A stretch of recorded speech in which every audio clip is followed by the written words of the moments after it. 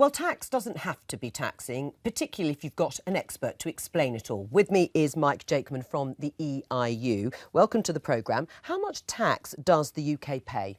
So what we've done today is we've measured the amount of money that the UK government has coming in, and we're showing that as a proportion of the total size of the UK economy. And what it reveals is that the UK is 25th of about 100 countries that we've looked at.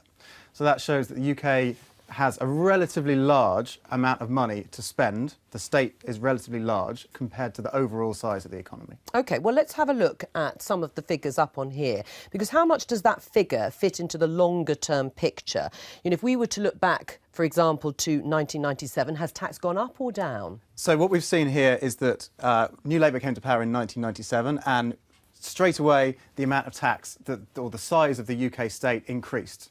And then this carried on pretty much all the way through the New Labour administration until we hit the global financial crisis.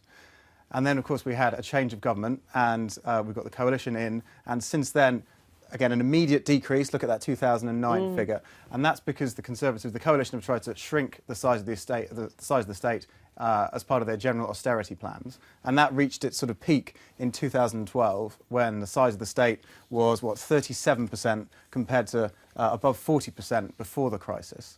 And then, interestingly, in 2013, austerity eased off a little bit. And this is in line with what we've seen from George Osborne, in fact, recently with a new budget. Actually, austerity is not as severe as it was before, and actually the UK had a bit more money coming in. So we've seen, there we go, a slight increase in the size of the UK's tax base relative to the size of the economy. So tax receipts have recovered Yes. somewhat just over the last year or so. So what's the picture then over time? I mean, can you give us an idea of where the UK fits in with the rest of the world when it comes to tax? OK, so here we see the largest tax bases in the world, again, as a proportion of those countries' economies. And it probably won't be a surprise to see that Scandinavian countries at the top. Scandinavian countries, of course, are very well known for having high rates of tax, but also very good welfare and social security provisions. So that's how those economies are set up. You get a lot from the government, but you have to pay the government a lot in order to get them. The UK, of course, is in this little comparison is down here with a much smaller state than the very biggest ones, but also a considerably larger one than perhaps Hong Kong and the US. Right, because they traditionally have rather lower rates of tax, don't they? Yes. I mean, if you're looking at these figures sort of in the round, are there any nations that pay a surprisingly high rate of tax?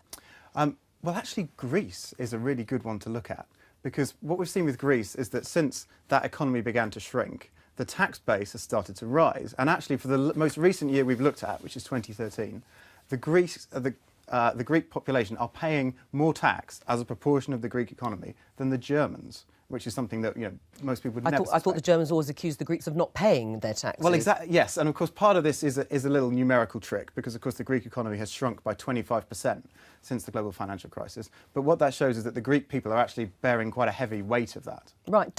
Is there a link between the amount of tax a country pays and how economically and socially developed it is?